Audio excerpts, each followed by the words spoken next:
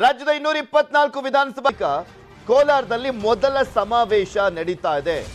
ಸಮಾವೇಶದಲ್ಲಿ 60,000ಕ್ಕೂ ಹೆಚ್ಚು ಜನ ಸೇರುವಂತ ಸಾಧ್ಯತೆ ಇರುವಂತದ್ದು. ಕೋಲಾರ ಜಿಲ್ಲೆಯ 6 ತಾಲೂಕುಗಳಿಂದಲೂ ಕೂಡ ಜನರನ್ನ ಕರೆಸಲಾಗ್ತಾ ಇದೆ. 6 ತಾಲೂಕು ಅಂದ್ರೆ ಮಾಲೂರು, ಶ್ರೀನಿವಾಸಪುರ, ಕೋಲಾರ, ಬಂಗಾರಪೇಟೆ, ಕೆಜಿಎಫ್, ಮುಳಬಾಗಿಲು, ಈ 6 ತಾಲೂಕುಗಳಿಂದಲೂ ಕೂಡ ಕರೆಸಲಾಗ್ತದೆ ಜನರನ್ನ. ಯಾಕೆಂದ್ರೆ ಕೋಲಾರದಲ್ಲಿ ಪ್ರಜಾಧ್ವನಿ ನಡೀತಾ ಇರುವಂತದ್ದು ಆ ಜಿಲ್ಲೆಗೆ ಸೀಮಿತ ಆಗ್ತಾ ಇರುವಂತ ಹಿನ್ನೆಲೆಯಲ್ಲಿ ಆ ಕೋಲಾರ ಜಿಲ್ಲೆಯಿಂದ ಜನರನ್ನ ಕರೆಸಲಾಗ್ತದೆ. ಇನ್ನ ಈ ಒಂದು ಸಮಾವೇಶದ ಸಂದರ್ಭದಲ್ಲಿ ಸಿದ್ದರಾಮಯ್ಯನವರ 100 ಅಡಿ ಕಟೌಟ್ ಕೂಡ ನಿಲ್ಲಿಸಲಾಗ್ತದೆ. ಸಮಾವೇಶದ ಸ್ಥಳಕ್ಕೆ ಇವರಿಗೂ ಕೂಡ KH ಮುನಿಯಪ್ಪ ಅವರು ಬಂದಿಲ್ಲ, ಬರಬೇಕು ಅಂತನೂ ಏನಿಲ್ಲ. ಸಮಾವೇಶಕ್ಕೆ ಬಂದ್ರೆ ಸಾಕಾಗಿದೆ KH ಮುನಿಯಪ್ಪ ಅವರು. ಸಮಾವೇಶಕ್ಕೆ ರಮೇಶ್ ಕುಮಾರ್ ಬೆಂಬಲಿಗರಿಂದ ಮಾತ್ರ ಬೆಂಬಲನ ಅನ್ನುವಂಥ ಪ್ರಶ್ನೆ ಇರುವಂಥದ್ದು. ಅಕಸ್ಮಾತ್ ಆ ರೀತಿಯಾಗಿ ಏನಾದರೂ ಆದರೆ ಸಿದ್ದರಾಮಯ್ಯನವರು ಹೊಡ್ತಾ, ಬಿಕಾಸ್ ಅವ್ರು ನಂಬ್ಕೊಂಡಿರುವಂಥದ್ದೇ ಅಹಿಂದ ಮತ. ಅಲ್ಲಿ ದಲಿತರ ಪ್ರಮುಖ ನಾಯಕರು KH ಮುನಿಯಪ್ಪ ಅವರು, ಅವ್ರ ಸಪೋರ್ಟ್ ಅಂತೂ ಬೇಕೇ ಬೇಕಾಗಿದೆ ಸಿದ್ದರಾಮಯ್ಯನವರಿಗೆ. ಸಮಾವೇಶದ ಬಳಿಕ ಮುನಿಯಪ್ಪ ಸೇರಿದಂತೆ ಸ್ಥಳೀಯರ ಜೊತೆ ಸಿದ್ದರಾಮಯ್ಯನವರು ಸಭೆಯನ್ನು ಮಾಡಲಿದ್ದಾರೆ. ಚುನಾವಣೆ ಪ್ರಚಾರ ಕೈಗೊಳ್ಳುವ ಬಗ್ಗೆ ಚರ್ಚೆಯನ್ನು ನಡೆಸಲಿದ್ದಾರೆ ಸಿದ್ದರಾಮಯ್ಯನವರು. ಯಾವ ರೀತಿಯಾಗಿ ಜನರನ್ನ ಸೆಳೆಬೇಕು, ಸ್ಥಳೀಯ ಮಟ್ಟವಾಗಿ ಹಳ್ಳಿಗೂ ಕೂಡ ಪ್ರಚಾರವನ್ನ ಮಾಡಬೇಕಾಗಿದೆ. ಹಾಗೆ ಒಂದು ಸ್ಟ್ರಾಟಜಿ ಅಂತ ಇರುತ್ತಲ್ಲ, ಅಭ್ಯರ್ಥಿ ಗೆಲ್ಲುವಂತ ನಿಟ್ಟಿನಲ್ಲಿ ಅದನ್ನ ಮಾಡುವಂತ ನಿಟ್ಟಿನಲ್ಲಿ ಎಲ್ಲ ಚರ್ಚೆಯನ್ನ ಮಾಡಲಿದ್ದಾರೆ. ಇದ್ರ ಬಗ್ಗೆ ಮತ್ತಷ್ಟು ಡೀಟೇಲ್ಸ್ ಅನ್ನ ನೀಡಲಿದ್ದಾರೆ ನಮ್ಮ ಕೋಲಾರದ ಪ್ರತಿನಿಧಿ ರಘುರಾಜ್. ನೇರ ಸಂಪರ್ಕದಲ್ಲಿ ಜಾಯ್ನ್ ಆಗ್ತಾ ಇದ್ದಾರೆ. ರಘುರಾಜ್, ಇವತ್ತು ಕೋಲಾರದಲ್ಲಿ ಪ್ರಜಾಧ್ವನಿ ಸಮಾವೇಶ ನಡೀತಾ ಇರುವಂತದ್ದು, ಮತ್ತು ಒಂದ್ ಕಡೆ ಇದು ಪ್ರಜಾಧ್ವನಿ ಸಮಾವೇಶ ಅನ್ನೋದರ ಜೊತೆಗೆ ಸಿದ್ದರಾಮಯ್ಯನವರ ಶಕ್ತಿ ಪ್ರದರ್ಶನ ಕೂಡ ಆಗಲಿರುವಂತದ್ದು. ಅದಕ್ಕೆ ಯಾವ ರೀತಿಯಾಗಿ ವೇದಿಕೆ ಸಿದ್ಧವಾಗಿದೆ? ಖಂಡಿತ ಪೃಥ್ವಿರಾಜ್, ಇವತ್ತು ಕೋಲಾರದಲ್ಲಿ ಹೆಸರಿಗೆ ಮಾತ್ರ ಒಂದು ಕಾಂಗ್ರೆಸ್ ಪಕ್ಷದ ಒಂದು ಬಸ್ ಯಾತ್ರೆ ಕಾರ್ಯಕ್ರಮ ನಡೀತಾ ಇದೆ. ಆದ್ರೆ ಇಲ್ಲಿ ಆಗ್ತಾ ಇರುವಂತದ್ದು ಸಿದ್ದರಾಮಯ್ಯನವರ ಒಂದು ಶಕ್ತಿ ಪ್ರದರ್ಶನ ಅಂತಾನೆ ಹೇಳೋದು ತಪ್ಪಾಗ್ಲಿಕ್ಕಿಲ್ಲ. ಯಾಕಂತಂದ್ರೆ ಕೋಲಾರದಲ್ಲಿ ಸಿದ್ದರಾಮಯ್ಯ ಸ್ಪರ್ಧೆ ಮಾಡ್ತಾರೆ ಅಂತ ಘೋಷಣೆ ಮಾಡಿದ ನಂತರದಲ್ಲಿ ಇದು ಮೊದಲ ಕಾರ್ಯಕ್ರಮ ಆಗಿರೋದ್ರಿಂದ ಅತಿ ಹೆಚ್ಚು ಸಂಖ್ಯೆಯಲ್ಲಿ ಜನರನ್ನ ಸೇರಿಸಿ ಒಂದು ಸ್ಟ್ರಾಂಗ್ ಆಗಿರ್ತಕ್ಕಂಥ ಒಂದು ಮೆಸೇಜ್ ಅನ್ನ ವಿರೋಧಿಗಳಿಗೆ ರವಾನೆ ಮಾಡ್ಲಿಕ್ಕೆ ಸಿದ್ದರಾಮಯ್ಯ ಹೊರಟಿರುವಂತದ್ದು. ಸುಮಾರು 60,000ಕ್ಕೂ ಅಧಿಕ ಜನರನ್ನ ಇವತ್ತು ಕಾರ್ಯಕ್ರಮಕ್ಕೆ, ಒಂದು ವೇದಿಕೆ ಕಾರ್ಯಕ್ರಮಕ್ಕೆ ಇವತ್ತು ಇವನು ಭಾಗಿಯಾಗುವಂತ ನಿರೀಕ್ಷೆ ಇದೆ. ಕೋಲಾರ ಜಿಲ್ಲೆಯ ಸುಮಾರು 6 ತಾಲೂಕುಗಳಿಂದ ಜನರು ಕೂಡ ಕಾರ್ಯಕ್ರಮಕ್ಕೆ ಬರ್ತಾ ಇದ್ದಾರೆ. ಅತಿ ಹೆಚ್ಚು ಸಂಖ್ಯೆಯಲ್ಲಿ ಕಾರ್ಯಕ್ರಮವನ್ನು ಸೇರಿಸಿ ಕಾರ್ಯಕ್ರಮವನ್ನು ಮಾಡುವ ಮೂಲಕ ಒಂದು ಮೆಸೇಜ್ ಅನ್ನ ಕೂಡ ವಿರೋಧಿಗಳಿಗೆ ಕೊಡುವಂತದ್ದು. ಕೋಲಾರದಲ್ಲಿ JDS ಪಕ್ಷ ಸಾಕಷ್ಟು ಬಲಿಷ್ಠವಾಗಿರ್ತಕ್ಕಂಥದ್ದು. ಇಲ್ಲಿ ದಳಪತಿಗಳ ಒಂದು ಸಾಕಷ್ಟು ಕಾರ್ಯಾಚರಣೆ, ಅವರು ಒಂದು ಕಾರ್ಯತಂತ್ರಗಳು ಸಾಕಷ್ಟು ಇದೆ. ಹಾಗಾಗಿ ಸಿದ್ದರಾಮಯ್ಯನವರು ತಮ್ಮ ಶಕ್ತಿ ಪ್ರದರ್ಶನ ಮಾಡ್ಲಿಕ್ಕೆ ತಮ್ಮ ಬೆಂಬಲಿತ ಶಾಸಕರ ಮೂಲಕ ಈಗ ಜನರನ್ನ ಸೇರಿಸಿ ಕಾರ್ಯಕ್ರಮವನ್ನು ಮಾಡಲಿದ್ದಾರೆ. ಇವತ್ತು ಸುಮಾರು 11ರಿಂದ 11:15 ಒಳಗಡೆ ಒಂದು ಕಾರ್ಯಕ್ರಮ ಆರಂಭ ಆಗುತ್ತೆ. ಕೋಲಾರ ನಗರ ಹೊರವಲಯದಲ್ಲಿ ಇರ್ತಕ್ಕಂಥ ಒಂದು ಖಾಲಿ ಪ್ರದೇಶದಲ್ಲಿ ಸುಮಾರು 12 ಎಕರೆ ಪ್ರದೇಶದಲ್ಲಿ ಪೆಂಡಲ್ ಅನ್ನ ಹಾಕಿರುವಂತದ್ದು. ಸುಮಾರು 60,000ಕ್ಕೂ ಹೆಚ್ಚು ಜನರು ಭಾಗಿಯಾಗುವ ನಿರೀಕ್ಷೆ ಇರೋದ್ರಿಂದ ಎಲ್ಲಾ ರೀತಿಯಾದಂತಹ ಸಿದ್ಧತೆಗಳನ್ನ ಕಾರ್ಯಕ್ರಮಕ್ಕೆ ಮಾಡ್ಕೊಂಡಿರುವಂತದ್ದು. ಸಿದ್ದರಾಮಯ್ಯನವರು ಇವತ್ತು ಪ್ರತ್ಯೇಕವಾಗಿ ಅವರ ಒಂದು ಕ್ಷೇತ್ರಕ್ಕೆ ಅವರು ಬರ್ತಾ ಇರೋದ್ರಿಂದ ಅವರ ಶಾಸಕರು ಮತ್ತೆ ಅವರ ಅಭಿಮಾನಿಗಳಲ್ಲಿ ಸಾಕಷ್ಟು ಈಗ ಸಂತಸ ಮನೆ ಮಾಡಿರುವಂತದ್ದು. ಸಿದ್ದರಾಮಯ್ಯನವರ ಪರವಾಗಿ ಸಾಕಷ್ಟು ಸಾವಿರಾರು ಸಂಖ್ಯೆಯಲ್ಲಿ ಜನರು ಕೂಡ ಇವತ್ತು ಕಾರ್ಯಕ್ರಮಕ್ಕೆ ಆಗಮಿಸುವಂತ ನಿರೀಕ್ಷೆ ಇದೆ. ಮೊನ್ನೆ JDS ಪಕ್ಷದವರು ಕೂಡ ಸಾಕಷ್ಟು ಕಾರ್ಯಕ್ರಮವನ್ನು ಮಾಡಿದ್ರು. ಹಾಗಾಗಿನೇ ಕಾಂಗ್ರೆಸ್ ಕಾರ್ಯಕರ್ತರಲ್ಲಿ ಇವತ್ತು ಒಂದು ರೀತಿಯಾದಂತಹ ಹುಮ್ಮಸ್ಸು ಕೂಡ ಹೆಚ್ಚಾಗಿದೆ ಅಂತ ಹೇಳ್ಬೋದು Prithviraj. Okay, thank you Raghuraj ನಿಮ್ಮೆಲ್ಲ ಮಾಹಿತಿಗಾಗಿ. ಕೋಲಾರದಲ್ಲಿ ಸಿದ್ದರಾಮಯ್ಯ ಸ್ಪರ್ಧೆ ಘೋಷಣೆ ಆಗ್ತಿದ್ದ ಹಾಗೆ ಒಂದ್ ಕಡೆ ಕುರುಬ ಸಂಘದ ಕೆಲವರು ವಿರೋಧವನ್ನು ವ್ಯಕ್ತಪಡಿಸಿದ್ರು. ಇನ್ನ ಕೆಲವರು ದಲಿತ ಸಂಘಟನೆಯವರು, JDSನವರು ವಿರೋಧವನ್ನು ವ್ಯಕ್ತಪಡಿಸಿ ಸಿದ್ದರಾಮಯ್ಯನವರು ದಲಿತ ವಿರೋಧಿ ಅಂತೆಲ್ಲ ಹೇಳಿ ಪಾಂಪ್ಲೆಟ್ ಅನ್ನ ಬೇರೆ ಹಂಚಿದ್ರು. ಪರಮೇಶ್ವರ್ ಅವರ ಸೋಲಿಗೆ ಕಾರಣ ಸಿದ್ದರಾಮಯ್ಯನವರು, ಧ್ರುವನಾರಾಯಣ್ ಅವರನ್ನ ಸೈಡ್ ಲೈನ್ ಮಾಡಲಾಗಿದೆ, ಶ್ರೀನಿವಾಸ್ ಪ್ರಸಾದ್ ಅವರನ್ನ ಸಚಿವ ಸ್ಥಾನದಿಂದ ಕಿತ್ತಾಕಲಾಗಿದೆ, ಖರ್ಗೆ ಅವರು 2004ರಲ್ಲಿ ಮುಖ್ಯಮಂತ್ರಿ ಆಗ್ಬೇಕಾಗಿತ್ತು, ಅವರನ್ನ ಮಾಡದೇ ಇರಲಿಕ್ಕೆ ಸಿದ್ದರಾಮಯ್ಯನವ್ರ ಕಾರಣ ಅಂತೆಲ್ಲ ಏನೇನೋ ಬರೆಸ್ಬಿಟ್ಟು ಒಂದು ಪಾಂಪ್ಲೆಟ್ ಅನ್ನ ಹಂಚಿದ್ರು. ಈ ದಲಿತ ಅಸ್ತ್ರಕ್ಕೆ ಪ್ರತ್ಯುತ್ತರವನ್ನ ಕೊಡುವಂತ ನಿಟ್ಟಿನಲ್ಲಿ ಸಿದ್ದರಾಮಯ್ಯನವರ ಬೆಂಬಲಿಗರು ಮುಂದಾಗಿದ್ದಾರೆ. ಅವರ ವಿರೋಧಿಗಳಿಗೆ ಟಾಂಗನ್ನ ಕೊಡ್ಲಿಕ್ಕೆ ದಲಿತರಿಗೆ ಸಿದ್ದರಾಮಯ್ಯ ಏನೆಲ್ಲ ಮಾಡಿದ್ದಾರೆ ಅನ್ನುವಂಥದ್ರ ಬಗ್ಗೆ ಅವರು ಮಾಹಿತಿಯನ್ನ ನೀಡಿದ್ದಾರೆ, ಪೋಸ್ಟರ್ ಅನ್ನ ಹಾಕಿದ್ದಾರೆ. ವಿಧಾನಸೌಧದ ಬಳಿ ಮೆಟ್ರೋ ನಿಲ್ದಾಣಕ್ಕೆ ಅಂಬೇಡ್ಕರ್ ಹೆಸರು ಇಟ್ಟಿದ್ದು ಸಿದ್ದರಾಮಯ್ಯನವರು. ಅಂಬೇಡ್ಕರ್ ಸ್ಕೂಲ್ ಆಫ್ ಎಕನಾಮಿಕ್ಸ್ ಅಂತ ಹೆಸರನ್ನ ಇಡಲಾಯಿತು. ದಲಿತರಿಗೆ ನೀಡಿದಂತ ಅನುದಾನ ದಲಿತರಿಗೆ ಮಾತ್ರ ಎಂಬ ಕಾನೂನನ್ನ ತಂದಿದ್ದು ಸಿದ್ದರಾಮಯ್ಯನವರು. ಈ ರೀತಿಯಾಗಿ ಆ ಪೋಸ್ಟರ್ಗಳಲ್ಲಿ ಸಾಕಷ್ಟು ಅಂಶಗಳನ್ನು ಉಲ್ಲೇಖ ಮಾಡುವ ಮುಖಾಂತರ ಸಿದ್ದರಾಮಯ್ಯನವರು ದಲಿತ ಪರವಾಗಿದ್ದಾರೆ ಅಂತ ಬಿಂಬಿಸುವಂತೆ ಕೆಲಸ ಆಗ್ತಾ ಇದೆ. ಇದ್ರ ಬಗ್ಗೆ ಮತ್ತಷ್ಟು ಡೀಟೇಲ್ಸ್ ಅನ್ನ ನೀಡ್ತಾರೆ ನಮ್ಮ ಪ್ರತಿನಿಧಿ ಅನಿಲ್ ಬಾಸೂರ್. ನೇರ ಸಂಪರ್ಕದಲ್ಲಿ ಜಾಯಿನ್ ಆಗ್ತಾ ಇದ್ದಾರೆ. ಅನಿಲ್, ಸಿದ್ದರಾಮಯ್ಯನವರು ದಲಿತ ವಿರೋಧಿ ಅನ್ನುವಂಥ ಅಸ್ತ್ರವನ್ನ ಪ್ರಯೋಗ ಮಾಡಿದ್ರು JDSನವರು ಮತ್ತೆ BJPಯವರಿಬ್ರು ಕೂಡ. ಅದಕ್ಕೆ ಯಾವ ರೀತಿಯಾಗಿ ಸಿದ್ದರಾಮಯ್ಯನವರ ಬೆಂಬಲಿಗರು ಈ ಪೋಸ್ಟರ್ ಮುಖಾಂತರ ಪ್ರತ್ಯಾಸ್ತ್ರವನ್ನ ಹುಡ್ತಾ ಇದ್ದಾರೆ, ಎರಡೂ ಪಕ್ಷಗಳಿಗೆ ಟಾಂಗ್ ಕೊಡ್ತಾ ಇದ್ದಾರೆ?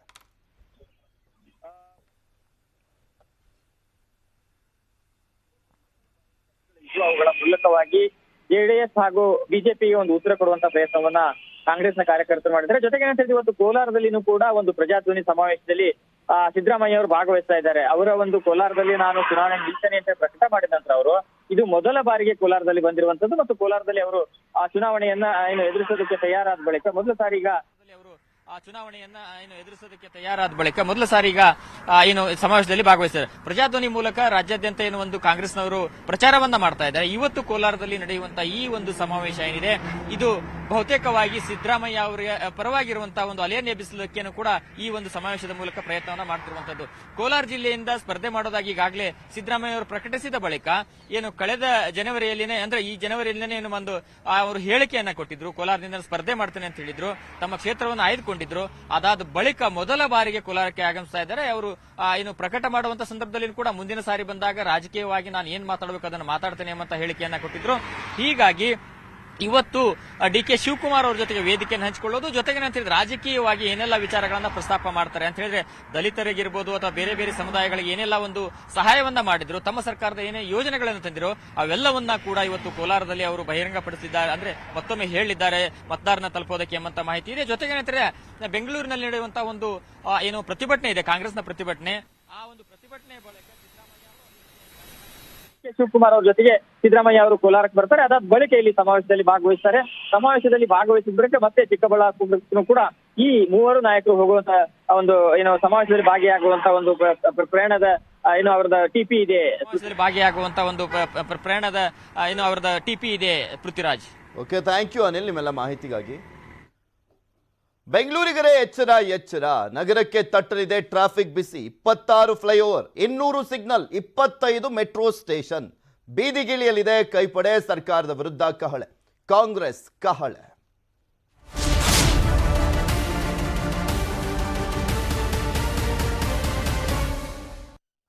ವಿಧಾನಸಭೆ ಎಲೆಕ್ಷನ್ ಹತ್ತಿರ ಇರುವಂತಹ ಹಿನ್ನೆಲೆಯಲ್ಲಿ ಒಂದಲ್ಲ ಒಂದು ರೀತಿಯಲ್ಲಿ ಬಿಜೆಪಿ ಸರ್ಕಾರವನ್ನ, ಬಿಜೆಪಿ ನಾಯಕರನ್ನ ಕಟ್ಟಿ ಹಾಕುವಂತ ನಿಟ್ಟಿನಲ್ಲಿ, ಅವರಿಗೆ ಮುಜುಗರವನ್ನ ತರುವಂತ ನಿಟ್ಟಿನಲ್ಲಿ ಕಾಂಗ್ರೆಸ್ ನಾನಾ ರೀತಿಯಾದಂತಹ ಪ್ಲಾನ್ಗಳನ್ನ ಮಾಡ್ತಾ ಇದೆ. ಅದರಲ್ಲಿ ಯಶಸ್ಸನ್ನ ಕೂಡ ಕಾಣ್ತಾ ಇರುವಂತದನ್ನ ಅಬ್ಸರ್ವ್ ಮಾಡಬಹುದು. ಇವತ್ತು ಸರ್ಕಾರದ ವಿರುದ್ಧ ಸಮರವನ್ನ ಸಾರ್ತಾ ಇದೆ ಕಾಂಗ್ರೆಸ್. ಭ್ರಷ್ಟಾಚಾರದ ವಿರುದ್ಧ ಕಾಂಗ್ರೆಸ್ ಪ್ರತಿಭಟನೆಯನ್ನ ಮಾಡ್ತಾ ಇದೆ. ಇದು ಬೆಂಗಳೂರಿನಲ್ಲಿ ಬೃಹತ್ ಪ್ರತಿಭಟನೆಯನ್ನ ಹಮ್ಮಿಕೊಳ್ಳಲಾಗಿದೆ. ಅದು ಯಾವ ರೀತಿಯಾಗಿ ಅಂದ್ರೆ 300 ಸ್ಥಳಗಳಲ್ಲಿ ಕಾಂಗ್ರೆಸ್ ಪ್ರತಿಭಟನೆಯನ್ನ ಹಮ್ಮಿಕೊಳ್ತಾ ಇರುವಂಥದ್ದು. ಆ 300 ಸ್ಥಳ ಯಾವ ರೀತಿಯಾಗಿ ಅಂದ್ರೆ 200 ಸಿಗ್ನಲ್, 25 ಮೆಟ್ರೋ ಸ್ಟೇಷನ್, 26 ಫ್ಲೈಓವರ್ಗಳಲ್ಲಿ ಪ್ರತಿಭಟನೆಯನ್ನ ಮಾಡಲಾಗುತ್ತೆ. ಟ್ರಿನಿಟಿ ಸರ್ಕಲ್ನಲ್ಲಿ ಸಿದ್ದರಾಮಯ್ಯ, ಡಿ.ಕೆ. ಶಿವಕುಮಾರ್ ಅವರು ಭಾಗಿಯಾಗ್ತಾ ಇದ್ದಾರೆ ಆ ಹೋರಾಟದಲ್ಲಿ. ಕಾಂಗ್ರೆಸ್ ಪ್ರತಿಭಟನೆಗೆ ಪೊಲೀಸರು ಅನುಮತಿಯನ್ನ ಕೊಟ್ಟಿಲ್ಲ. ಇಂದು ಬೆಂಗಳೂರಿಗರಿಗೆ ಮಾತ್ರ ಟ್ರಾಫಿಕ್ ಬಿಸಿ ತಟ್ಟಲಿದೆ. ಯಾಕೆಂದ್ರೆ ಫ್ರೀಡಂ ಪಾರ್ಕ್ನಲ್ಲಿ ಆದಂತಹ ಸಂದರ್ಭದಲ್ಲಿ ಅಕಸ್ಮಾತ್ ಅಲ್ಲಿ ಏನಾದರೂ ಜಾಸ್ತಿ ಜನ ಸೇರಿದಾಗ ಇಡೀ ಬೆಂಗಳೂರೇ ಟ್ರಾಫಿಕ್ ಜಾಮಲ್ಲಿ ಮುಳುಗೋದಂತೆ ಆಗ್ತಾ ಇರುತ್ತೆ. ಇನ್ನು 300 ಕಡೆ ಅಂದ್ರೆ ಲೆಕ್ಕ ಹಾಕೊಳ್ಳಿ, ಊಹಿಸ್ಕೊಳ್ಳಿ ಯಾವ ರೀತಿಯಾಗಿ ಅಲ್ಲಿ ಟ್ರಾಫಿಕ್ ಜಾಮ್ ಆಗಬಹುದು ಅಂತ. ಪ್ರಮುಖ ರಸ್ತೆಗಳನ್ನ ಬಿಟ್ಟು ಪರ್ಯಾಯ ರಸ್ತೆಯನ್ನ ಬಳಸಿದ್ರೆ ಉತ್ತಮ. ಇಲ್ಲ ನೀವು ಬೇಗ ಹೋಗಬೇಕು ಅಂದ್ರೆ 10 ಗಂಟೆಗೆ ಹೋಗ್ಬೇಕು ಅನ್ಕೊಂಡವರು ಬೇಗನೆ ಈಗ ಮನೆ ಬಿಟ್ಬಿಟ್ರೆ ಒಳ್ಳೇದು. ಯಾಕೆಂದ್ರೆ 11 ಗಂಟೆಗೆ ಅಲ್ಲಿ ಪ್ರತಿಭಟನೆಯನ್ನ ಮಾಡುವಂತ ನಿಟ್ಟಿನಲ್ಲಿ ಪ್ಲಾನ್ ಅನ್ನ ಹಾಕೊಳ್ಳಲಾಗಿದೆ.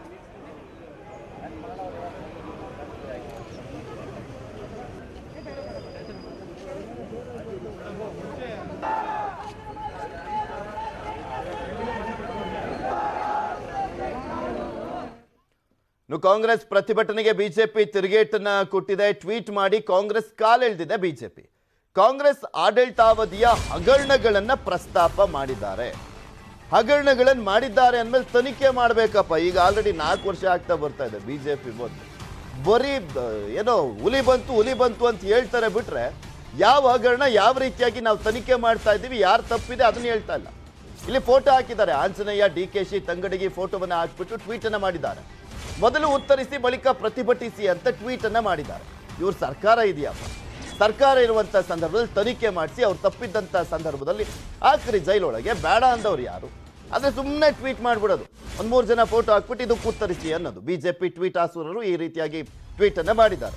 ಬಿಜೆಪಿ ವಿರುದ್ಧ ಆರೋಪ ಮಾಡಲಿಕ್ಕೆ ನೈತಿಕತೆ ಇಲ್ಲ ಅಂತ ಕಿಡಿಕಾರಿದ್ದಾರೆ. ಟ್ವೀಟ್ ಮಾಡುವ ಮುಖಾಂತರ ನಿಮಗೆ ತೋರಿಸ್ತಾ ಇದೀವಿ ಅವ್ರು ಏನಂತ ಟ್ವೀಟ್ ಮಾಡಿದ್ದಾರೆ ಅನ್ನುವಂಥದ್ದನ್ನ ಗಮನಿಸಬಹುದು ನೀವು. ಇದು ಕಾಂಗ್ರೆಸ್ ಇವತ್ತು ಪ್ರತಿಭಟನೆ ಮಾಡ್ತಾ ಇದೆಯಲ್ಲ, ಆ ಪ್ರತಿಭಟನೆಗೆ ಟಾಂಗ್ ಕೊಡುವಂತ ನಿಟ್ಟಿನಲ್ಲಿ ಈ ರೀತಿಯಾಗಿ ಟ್ವೀಟ್ ಅನ್ನ ಮಾಡಲಾಗಿದೆ. ಅದು ಶಿವರಾಜ್ ತಂಗಡಗಿ ಹಾಗೆ ಆಂಜನೇಯ, ಡಿ.ಕೆ. ಶಿವಕುಮಾರ್ ಅವರ ಫೋಟೋವನ್ನು ಹಾಕ್ಬಿಟ್ಟು ಇವರು ಹಗರಣಗಳು ಮಾಡಿದ್ದಾರೆ, ಅದಕ್ಕೆ ಉತ್ತರ ಕೊಡಿ ಅಂತ ಆಗ್ರಹಿಸ್ತಾ ಇದ್ದಾರೆ.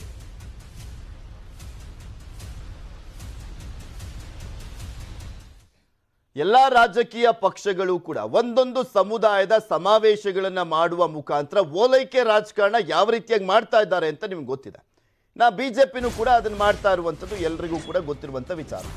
ಬಂಜಾರ ಸಮುದಾಯದ ಮತದಾರರನ್ನ ಸೆಳೆಯುವಂಥ ನಿಟ್ಟಿನಲ್ಲಿ ಬಿಜೆಪಿ ಇನ್ನೊಂದಷ್ಟು ಪ್ಲಾನ್ಗಳನ್ನು ಮಾಡ್ಕೊಳ್ತಾ ಇದೆ.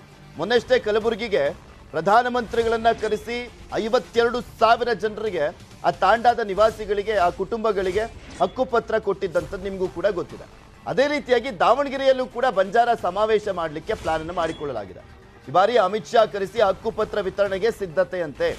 ವರಿಷ್ಠರಿಂದ ಮೆಚ್ಚುಗೆ ಪಡಿಲಿಕ್ಕೆ ಕಂದಾಯ ಸಚಿವ ಆರ್ ಅಶೋಕ್ ಈ ರೀತಿಯಾದಂಥ ಕಸರತ್ತು. ಕಲಬುರಗಿಯಲ್ಲಿ ಸೈ ಎನಿಸ್ಕೊಂಡಿದ್ರಂತೆ ಆರ್ ಅಶೋಕ್. ಭವಿಷ್ಯದಲ್ಲಿ ಉನ್ನತ ಅಧಿಕಾರಕ್ಕೆ ಇರಲಿಕ್ಕೆ ಅಶೋಕ್ ಈ ರೀತಿಯಾದಂಥ ತಂತ್ರವನ್ನ ಮಾಡ್ತಾ ಇದ್ದಾರಾ ಅನ್ನುವಂಥ ಪ್ರಶ್ನೆ ಹೊಂದಿದೆ. ಉನ್ನತ ಅಧಿಕಾರ ಅಂದ್ರೆ ಯಾವ್ದು ಹೇಳಿ? ಆಲ್ರೆಡಿ ಸಚಿವರಾಗ್ಬಿಟ್ಟಿದ್ದಾರೆ. ನೆಕ್ಸ್ಟ್ ಉನ್ನತ ಅಧಿಕಾರ ಅಂದ್ರೆ ಮುಖ್ಯಮಂತ್ರಿ ಸ್ಥಾನ ಅಂತ.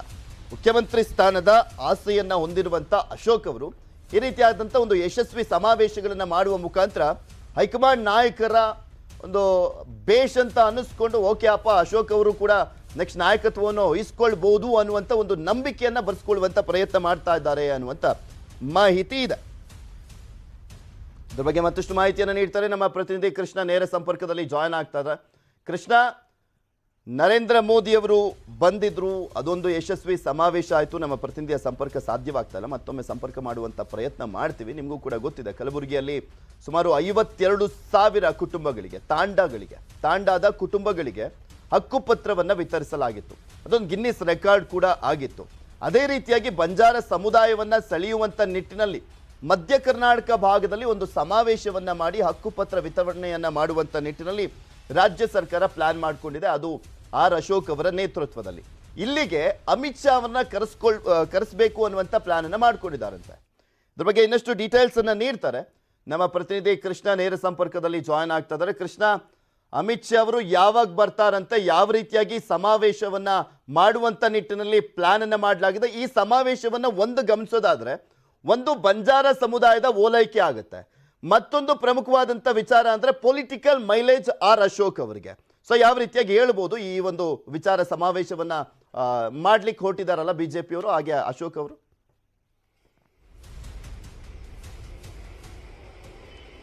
ಖಂಡಿತವಾಗ್ಲೂ ಪೃಥ್ವಿರಾಜ್, ಈಗಾಗಲೇ ಏನು ಪ್ರಧಾನಿ ನರೇಂದ್ರ ಮೋದಿ ಅವರನ್ನ ಕಲಬುರಗಿ ಕರೆಸಿದ್ರು ರಾಜ್ಯದ ಬಿಜೆಪಿ ನಾಯಕರು. ಅದ್ರ ಜೊತೆಗೆ ಮುಖ್ಯವಾಗಿ ದೊಡ್ಡ ಮಟ್ಟದ ಸಮಾವೇಶವನ್ನು ಮಾಡೋದ್ರ ಮುಖಾಂತರವಾಗಿ ಎಲ್ಲ ಒಂದ್ ಕಡೆ ಆ ಒಂದು ಸಮುದಾಯವನ್ನ ಸೆಳೆಯುವಂತಹ ಒಂದು ಕೆಲಸವನ್ನು ಕೂಡ ರಾಜ್ಯದ ಬಿಜೆಪಿ ನಾಯಕರು ಮಾಡಿದ್ರು.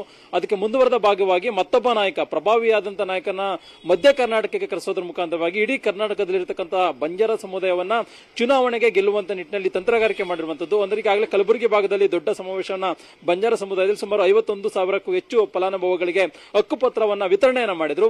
ಅದೇ ರೀತಿಯಾಗಿ ಮಧ್ಯ ಕರ್ನಾಟಕ ದಾವಣಗೆರೆಯಲ್ಲೂ ಕೂಡ ಇದೇ ರೀತಿಯಿಂದ ಕಾರ್ಯಕ್ರಮ ಮಾಡೋದಕ್ಕೆ ಈಗಾಗಲೇ ಸಿದ್ಧತೆಯನ್ನ ಮಾಡ್ಕೊಂಡಿರುವಂತದ್ದು. ಇನ್ನು ಒಂದು ತಿಂಗಳಲ್ಲಿ ಕೇಂದ್ರ ಗೃಹ ಸಚಿವ ಅಮಿತ್ ಶಾ ಅವರನ್ನ ಆ ಒಂದು ದಾವಣಗೆರೆ ಕರೆಸೋದ್ರ ಮುಖಾಂತರವಾಗಿ ಸಮಾವೇಶವನ್ನು ಮಾಡುವಂತದ್ದು, ಆ ಮುಖಾಂತರವಾಗಿ ಸಮಾವೇಶವನ್ನ ಸೆಳೆಯುವಂತದ್ದು, ಜನರನ್ನ ಸೆಳೆಯುವಂತದ್ದು. ಮುಖ್ಯವಾಗಿ ಈಗಾಗಲೇ ದಾವಣಗೆರೆಯಲ್ಲಿ ಕಾಂಗ್ರೆಸ್ ನಿಂದ ಸಿದ್ದರಾಮೋತ್ಸವ ದೊಡ್ಡ ಮಟ್ಟದಲ್ಲಿ ನಡೆದಿತ್ತು. ಅದಕ್ಕೆ ಕೌಂಟರ್ ಆಗಿ ಒಂದು ಬಿಜೆಪಿ ಸಮಾವೇಶವನ್ನ ಮಾಡಬೇಕು ಅನ್ನೋದು ದೊಡ್ಡ ಮಟ್ಟದಲ್ಲಿ ಚರ್ಚೆ ಆಗ್ತಾ ಇತ್ತು. ಈಗ ಬಂಜಾರ ಸಮುದಾಯವನ್ನ ಆ ಭಾಗದಲ್ಲಿ ಮಾಡಿದ್ರೆ ಇಡೀ ಮಧ್ಯ ಕರ್ನಾಟಕ ಸೇರಿದಂತೆ ಬೇರೆ ಬೇರೆ ಭಾಗದಲ್ಲಿ ಎಲ್ಲರೂ ಕೂಡ ಜನರನ್ನ ಕರೆತರಬಹುದು. ಆ ಮುಖಾಂತರವಾಗಿ ಹಿಂದುಳಿದ ವರ್ಗಗಳ ಸಮುದಾಯಗಳನ್ನು ಕೂಡ ಸೆಳೆಯಬಹುದು ಅನ್ನುವಂಥ ಕಾರಣಕ್ಕೋಸ್ಕರವಾಗಿ ಈ ಒಂದು ಪ್ಲಾನ್ ಅನ್ನ ಮಾಡ್ಕೊಂಡಿರುವಂತದ್ದು. ಅಂದ್ರೆ 2023 ವಿಧಾನಸಭಾ ಚುನಾವಣೆಯಲ್ಲಿ ಬಿಜೆಪಿ ಸಣ್ಣ ಸಮುದಾಯಗಳನ್ನ ಟಾರ್ಗೆಟ್ ಅನ್ನ ಮಾಡ್ಕೊಂಡಿದೆ. ಪ್ರಮುಖವಾಗಿ ಪರಿಶಿಷ್ಟ ಜಾತಿ, ಪರಿಶಿಷ್ಟ ಪಂಗಡ ಆಗಿರ್ಬೋದು, ಅದ್ರ ಜೊತೆಗೆ ಬಂಜಾರ ಸಮುದಾಯ ಆಗಿರ್ಬೋದು. ಅಂದ್ರೆ ಕಾಂಗ್ರೆಸ್ಗೆ ಯಾವುದೇ ಕಾರಣಕ್ಕೂ ಕೂಡ ಅವ್ರ ಕಡೆ ವಾಲಬಾರದು, ಬಿಜೆಪಿ ಪರವಾಗಿ ವಾಲಬೇಕು ಆ ಸಮುದಾಯ. ಆ ರೀತಿ ಹಿಡಿದಿಟ್ಕೊಳ್ಳುವಂತ ತಂತ್ರಗಾರಿಕೆ ಬಿಜೆಪಿ ನಾಯಕರು ಪ್ಲಾನ್ ಅನ್ನ ಮಾಡಿರುವಂತದ್ದು. ಅದ್ರ ಜೊತೆಗೆ ಈಗಾಗಲೇ ಈ ಒಂದು ಸಮಾವೇಶದ ಮುಖಾಂತರವಾಗಿ ಎಲ್ಲ ಒಂದ್ ಕಡೆಗೆ ಸಚಿವ ಆರ್ ಅಶೋಕ್ ಅವರು ಒಂದ್ ರೀತಿ ದೊಡ್ಡ ಮೈಲೇಜ್ ಅನ್ನ ಪಡ್ಕೊಳ್ತಾ ಇದ್ದಾರೆ. ಪೃಥ್ವಿರಾಜ್, ನೀವು ಈಗ ಗಮನಿಸಿರಬಹುದು, ಬಿಜೆಪಿ ರಾಜ್ಯ ಈಗ ಸರ್ಕಾರದಲ್ಲಿರತಕ್ಕಂತ ಸಂದರ್ಭದಲ್ಲಿ ಎಲ್ಲ ಒಂದ್ ಕಡೆ ಒಕ್ಕಲಿಗ ಸಮುದಾಯದ ಪ್ರಬಲ ನಾಯಕರಾಗಿರ್ತಕ್ಕಂಥವ್ರು ಆರ್ ಅಶೋಕ್ ಅವರು. ಆದ್ರೆ ಎಲ್ಲ ಒಂದ್ ಕಡೆಗೆ ಅವರಿಗೆ ಸೂಕ್ತವಾದಂತಹ ಸ್ಥಾನಮಾನ ಸಿಕ್ಕಿಲ್ಲ ಅನ್ನುವಂಥದ್ದು. ಅಂದ್ರೆ ಈ ಹಿಂದೆ ಡಿಸಿಎಂ ಸ್ಥಾನದ ಆಕಾಂಕ್ಷಿ ಕೂಡ ಆಗಿದ್ರು, ಎಲ್ಲ ಒಂದ್ ಕಡೆ ಉಪಮುಖ್ಯಮಂತ್ರಿ ಸ್ಥಾನ ಸಿಗುತ್ತೆ ಅನ್ನೋ ಒಂದು ನಿರೀಕ್ಷೆಯಲ್ಲಿ ಇದ್ರು. ಆದ್ರೆ ಅದಕ್ಕೆ ಆಸೆಗೆ ತಣ್ಣೀರು ಒಂದು ಕೆಲಸವನ್ನ ಬಿಜೆಪಿ ಹೈಕಮಾಂಡ್ ಮಾಡ್ತು. ಈಗ ಬರುವಂತ ದಿನಗಳಲ್ಲಿ 2023 ವಿಧಾನಸಭಾ ಚುನಾವಣೆಯಲ್ಲಿ ಮತ್ತೆ ಬಿಜೆಪಿ ಅಧಿಕಾರಕ್ಕೆ ಬಂದಂತೆ ಆದಲ್ಲಿ ಬಿಜೆಪಿ ಅಧಿಕಾರಕ್ಕೆ ಬಂತು ಅಂತಂದ್ರೆ ಒಕ್ಕಲಿಗರು ಮುಖ್ಯಮಂತ್ರಿ ಆದಂತ ಸಂದರ್ಭದಲ್ಲಿ ಚರ್ಚೆ ಆಯಿತು ಅಂತಂದ್ರೆ ತನ್ನ ಹೆಸರು ಬರ್ಬೋದು ಅನ್ನೋ ಒಂದು ಕಾರಣಕ್ಕೋಸ್ಕರವಾಗಿ ಎಲ್ಲ ಒಂದ್ ಕಡೆ ಅಶೋಕ್ ಅವರು ದೊಡ್ಡ ಮೈಲೇಜ್ ಅನ್ನ ಪಡ್ಕೊಳ್ತಾ ಇರುವಂತದ್ದು. ಅಂದ್ರೆ ಕಲಬುರಗಿ ಭಾಗದಲ್ಲಿ ದೊಡ್ಡ ಸಮಾವೇಶವನ್ನ ಮಾಡಿದ್ರು.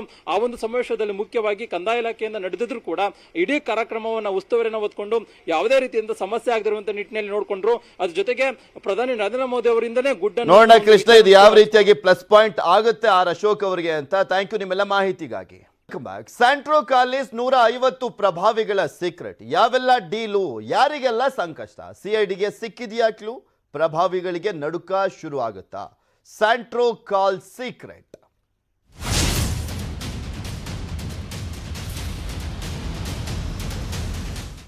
ಸ್ಯಾಂಟ್ರೋ ರವಿ ಪ್ರಕರಣವನ್ನ ಸಿಐಡಿ ಅಧಿಕಾರಿಗಳು ಮಾಡ್ತಾ ಇದ್ದಾರೆ. ಈ ಸಂದರ್ಭದಲ್ಲಿ ಸಾಕಷ್ಟು ಮಾಹಿತಿಗಳು ಹೊರಗೆ ಬರ್ತಾ ಇದೆ. 150 ಜನ ಪ್ರಭಾವಿಗಳ ಜೊತೆ ಲಿಂಕ್ ಇತ್ತು ಅನ್ನುವಂಥ ವಿಚಾರ ಆದ್ರೆ, ಇನ್ನೊಂದ್ ಕಡೆ ಸ್ಯಾಂಟ್ರೋ ರವಿಯ ಒಂದು ಕಹಾನಿ ಹೊರಗೆ ಬರ್ತಾ ಇದೆ. ಅದೇನಪ್ಪ ಅಂದ್ರೆ, ಗಂಡನ ಅಸಲಿ ವೇಷ ಕಂಡು ತಬ್ಬಿಬ್ಬಾಗಿದ್ರಂತೆ ರವಿ ಪತ್ನಿ, ಎರಡನೇ ಪತ್ನಿ. ರವಿ ವಿಗ್ ಹಾಕುವಂತ ವಿಚಾರ ಸ್ವತಃ ಕೂಡ ಪತ್ನಿಗೂ ಗೊತ್ತಿರ್ಲಿಲ್ವಂತೆ. ಆದ್ರೆ ಆತನ ಫೋಟೋ ನೋಡಿದ್ರೆ ಗೊತ್ತಾಗುತ್ತೆ ಆತ ವಿಗ್ ಆಗ್ತಾ ಇದ್ದ ಅಂತ. ಇನ್ನು ಎಷ್ಟು ಮುಗ್ಧೆ ಇರೋಣ ಪಾಪ ಆತನ ಎರಡನೇ ಪತ್ನಿ, ಅದು ವಿಗ್ಗು ಅಂತನೂ ಕೂಡ ಗೊತ್ತಿರಲಿಲ್ಲ. ಅಂದ್ರೆ ಪ್ರತಿ ಕ್ಷಣವೂ ಕೂಡ ವಿಗ್ ಧರಿಸ್ತಾ ಇದ್ದ ಸ್ಯಾಂಟ್ರೋ ರವಿ. ಅಂದ್ರೆ ವಿಗ್ ಹಾಕೊಂಡೇ ಇರ್ತಾ ಇದ್ದ. ತಲೆಯಲ್ಲಿ ಕೂದಲು ಇರೋರಂತೆ ಸ್ನಾನವನ್ನೇ ಮಾಡ್ತಾ ಇದ್ದ, ತಲೆಯನ್ನ ಬಾಚ್ತಾ ಇದ್ದಂತೆ. ರವಿ ಬಂಧಿಸಿ ಫೋಟೋ ರಿಲೀಸ್ ಮಾಡಿದ್ರು ಪೊಲೀಸರು. ಆ ಸಂದರ್ಭದಲ್ಲೇ ಗೊತ್ತಾಗಿದೆ ಅವನಿಗೆ 51 ವರ್ಷ. ಬೇರೆ ಅವ್ನು ಮದುವೆ ಆಗಿದ್ದು 49 ವರ್ಷಕ್ಕೆ, ಎರಡನೇ ಮದುವೆ. ಅಂದರೆ 2019ರಲ್ಲಿ ಏನೋ ಮದುವೆ ಆಗಿದ್ದು. ಆಕೆಯನ್ನು ನಾನು ಮೊನ್ನೆ ಮಾತನಾಡಿಸ್ಬೇಕಾದ್ರೆ ಹೇಳ್ತಾ ಇದ್ರು 2019ರಲ್ಲಿ ಮದುವೆ ಆಗಿದ್ದಂಥ ವಿಚಾರಕ್ಕೆ ಸಂಬಂಧಪಟ್ಟಂತೆ. ಆದರೆ ಆತ ಧರಿಸ್ತಾ ಇದ್ದಿದ್ದಂಥದ್ದು ವಿಗ್ ಅಂತ ಗೊತ್ತಿರಲಿಲ್ಲ, ಅದು ನಿಜವಾದಂಥ ಕೂದಲು ಅಂತ ಅಂದ್ಕೊಂಡಿದ್ರು. ಅಂದರೆ ತುಂಬ ಮುಗ್ಧೆ ಆಕೆ. ಯಾಕೆಂದರೆ ಎಲ್ರಿಗೂ ಕೂಡ ಕಾಣಿಸುತ್ತೆ ಅದು ವಿಗ್ ಅಂತ ಗೊತ್ತಾಗೇ ಆಗುತ್ತೆ ಎಂಥವ್ರಿಗಾದ್ರು. ಆದರೆ ಆಕೆಗೆ ಮಾತ್ರ ಗೊತ್ತಿರಲಿಲ್ವಂತೆ. ಅದು ಪೊಲೀಸರು ಯಾವಾಗ ಬಂಧಿಸ್ಬಿಟ್ಟು ಒಂದು ಫೋಟೋವನ್ನು ರಿಲೀಸ್ ಮಾಡಿದ್ರಲ್ಲ, ಅವ್ನ ಮೀಸೆ ಎಲ್ಲ ಬೋಳಿಸ್ಕೊಂಡು ಆಮೇಲೆ ವಿಗ್ ಎಲ್ಲ ತೆಗೆದಿದ್ನಲ್ಲ, ಆ ಫೋಟೋ ರಿಲೀಸ್ ಮಾಡಾದ್ಮೇಲೆ ಶಾಕ್ ಆಯ್ತಂತೆ ರವಿಯ ಎರಡನೇ ಪತ್ನಿ. ಇದೆಲ್ಲದ್ರ ಬಗ್ಗೆ ಮತ್ತಷ್ಟು ಮಾಹಿತಿಯನ್ನು ನೀಡ್ತಾರೆ ನಮ್ಮ ಪ್ರತಿನಿಧಿ ಮುನಿರಾಜು. ನ್ಯೂಸ್ ಡೆಸ್ಕ್ ಇಂದ ನೇರ ಸಂಪರ್ಕದಲ್ಲಿ ಜಾಯಿನ್ ಆಗ್ತಾ ಇದ್ದಾರೆ. ಮುನಿರಾಜು, ನಿಜವಾಗ್ಲೂ ಕೂಡ ಈ ಸ್ಟೋರಿಯನ್ನು ಕೇಳಬೇಕಾದ್ರೆ ಎಷ್ಟರ ಮಟ್ಟಿಗೆ ಮುಗ್ಧತೆಯನ್ನು ಹೊಂದಿದ್ರು ರವಿ ಎರಡನೇ ಪತ್ನಿ ಅಂತ ಅನ್ಸ್ಬಿಡುತ್ತೆ. ಈಗ ಆಕೆ ಏನಂತ ಸ್ಟೇಟ್ಮೆಂಟ್ ಅನ್ನ ಕೊಟ್ಟಿರುವಂಥದ್ದು, ಇನ್ನೊಂದ್ ಕಡೆ 150 ಜನ ಪ್ರಭಾವಿಗಳ ಜೊತೆ ಲಿಂಕ್ ಇದ್ದದ್ರ ಬಗ್ಗೆನೂ ಕೂಡ ಮಾಹಿತಿ ಸಿಕ್ಕಿದೆಯಲ್ಲ, ಅದ್ರ ಬಗ್ಗೆ ಯಾವ ರೀತಿಯಾಗಿ ತನಿಖೆ ಆಗ್ತಿದೆ? ಆ ಪೃಥ್ವಿ, ಏನು ಸಿಐಡಿ ಅಧಿಕಾರಿಗಳು ತನಿಖೆ ಮಾಡದಂತೆ ಸ್ಯಾಂಟ್ರೋ ರವಿಯ ಮತ್ತಷ್ಟು ಏನು ಈ ಒಂದು ಪ್ರಕರಣಕ್ಕೆ ಸಂಬಂಧಪಟ್ಟಂತೆ ಆಳವಾಗಿ ಹೋಗ್ತಿದ್ದಂತೆ ಸ್ಯಾಂಟ್ರೋ ರವಿಯ ಮತ್ತಷ್ಟು ಒಂದು ಅಕ್ರಮಗಳು ಮತ್ತೆ ಆತನ ಜೊತೆ ಸಂಪರ್ಕ ಇದ್ದಂಥ ವ್ಯಕ್ತಿಗಳ ಒಂದು ಲಿಸ್ಟ್ ಈಗ ಸಿಐಡಿ ಅಧಿಕಾರಿಗಳ ಕೈಗೆ ಸಿಗ್ತಾ ಇರುವಂಥದ್ದು. ಏನು ತನಿಖೆಯನ್ನ 3 ತಂಡಗಳ ವಿಶೇಷ ತಂಡಗಳು ರಚನೆ ಮಾಡಿ ಒಂದು ತನಿಖೆಯನ್ನು ಮಾಡ್ತಾ ಇದ್ದಾರೆ. ಈ ಸಂದರ್ಭದಲ್ಲಿ ಆತನ ಜೊತೆ ಸಂಪರ್ಕದಲ್ಲಿದ್ದಂಥ ಕೆಲವು ಪ್ರಭಾವಿ ವ್ಯಕ್ತಿಗಳ ಒಂದು ಲಿಸ್ಟ್ ಸಹ ಸಿಐಡಿ ಅಧಿಕಾರಿಗಳಿಗೆ ಸಿಕ್ಕಿದೆ. ಮತ್ತೆ ಅದೇ ರೀತಿಯಾಗಿ ಮತ್ತಷ್ಟು ಡೀಪ್ ಆಗಿ ಸಿಐಡಿ ಅಧಿಕಾರಿಗಳು ತನಿಖೆ ಮಾಡಿದಾಗ ಆತನ ಮತ್ತೊಂದು ಸ್ವಾರಸ್ಯಕರ ವಿಚಾರ ಒಂದು ಬಯಲಿಗೆ ಬಂದಿರುತ್ತದೆ. ಏನು ಮೊನ್ನೆ ಆತನ ಪತ್ನಿಯನ್ನು ವಿಚಾರಣೆ ಮಾಡಿದಾಗ ಆತನ ವಿಗ್ ಸೀಕ್ರೆಟ್ ಒಂದು ಹೊರಗಡೆ ಬಂದಿದೆ. ಆತ ಸುಮಾರು 2 ವರ್ಷಗಳಿಂದ ಹಿಂದೆ ಆತ ಎರಡನೇ ಪತ್ನಿಯನ್ನ ಮದುವೆ ಆಗಿರ್ತಾನೆ. ಆದ್ರೆ ಆ ಸಂದರ್ಭದಲ್ಲಿ ಆಕೆಗೆ ವಿಗ್ ಹಾಕೊಂಡಿರೋ ವಿಚಾರ ಗೊತ್ತಾಗಿರೋದಿಲ್ಲ. ನಂತರ ಯಾವಾಗ ಈ ಒಂದು FIR ದಾಖಲಾಗಿ ಆತನನ್ನ ಪೊಲೀಸರು ಬಂಧನ ಮಾಡ್ತಾರೋ ಆ ಸಂದರ್ಭದಲ್ಲಿ ಆತನ ವಿಗ್ ಸೀಕ್ರೆಟ್ ಈಗ ಹೊರಗಡೆ ಬಂದಿರುತ್ತದೆ. ಏನು ಮನೆಯಲ್ಲಿದ್ರು ಸಹ ಆತ ಎಂದಿನಂತೆ ಒಂದು ನಾರ್ಮಲ್ ಆಗಿ ಯಾವ ರೀತಿ ಇರ್ತಾರೋ ಅದೇ ರೀತಿಯಾಗಿ ವಿಗ್ ಹಾಕೊಂಡೇ ಇರ್ತಾ ಇದ್ದ. ಮತ್ತೆ ಸಾಮಾನ್ಯವಾಗಿ ಸ್ನಾನ ಮಾಡುವಂಥದ್ದು ಮತ್ತೆ ತಲೆ ಬಾಚುವಂತ ಕೆಲಸವನ್ನು ಸಹ ಮಾಡ್ಕೊಂಡಿರ್ತಾ ಇದ್ದ. ಆದ್ರೆ ಇತ್ತೀಚೆಗೆ ಆತ ಒಂದು ಬಂಧನವಾದ ಬಳಿಕ ಪೊಲೀಸರು ಏನೋ ಒಂದು ಫೋಟೋವನ್ನು ರಿಲೀಸ್ ಮಾಡ್ತಾರೆ. ಆ ಸಂದರ್ಭದಲ್ಲಿ ಆತ ವಿಗ್ ಹಾಕೊಂಡಿದ್ದ ಅನ್ನೋದು ಸೀಕ್ರೆಟ್ ಆಗಿ ಆತನ ಪತ್ನಿಗೂ ಸಹ ಗೊತ್ತಾಗಿರುತ್ತದೆ. ಈ ವಿಚಾರ ಏನು ಸಿಐಡಿ ಅಧಿಕಾರಿಗಳ ಒಂದು ವಿಚಾರಣೆ ವೇಳೆಯೂ ಸಹ ಆಕೆ ಹೇಳ್ಕೊಂಡಿರುತ್ತದೆ. ನನಗೂ ಸಹ ಇದ್ರ ಬಗ್ಗೆ ಮಾಹಿತಿ ಇರಲಿಲ್ಲ. ಮತ್ತೆ ಪೊಲೀಸರು ಅರೆಸ್ಟ್ ಮಾಡಿ ಫೋಟೋ ರಿಲೀಸ್ ಮಾಡಿದಾಗ ಯಾರೋ ಇರ್ಬೋದು ಅನ್ಕೊಂಡಿದ್ದೆ. ಆದ್ರೆ ನಂತರ ಗೊತ್ತಾಯ್ತು ಈತನೇ ಸ್ಯಾಂಟ್ರೋ ರವಿ ಅಂತೇಳಿ. ಯಾಕಂದ್ರೆ ಮಾಧ್ಯಮಗಳಲ್ಲಿ ಮತ್ತೆ ಸೋಷಿಯಲ್ ಮೀಡಿಯಾದಲ್ಲಿ ಆತನ ಫೋಟೋ ಹೊರಗಡೆ ಬಂದಾಗ ಈತನೇ ಅಂತ ಗೊತ್ತಾಯ್ತು ಅಂತೇಳಿ ಒಂದು ಇನ್ನೋಸೆಂಟ್ ಆಗಿ ಆ ಒಂದು ಮಹಿಳೆ ಒಂದು ಉತ್ತರವನ್ನು ಕೊಟ್ಟಿರುವಂತದ್ದು.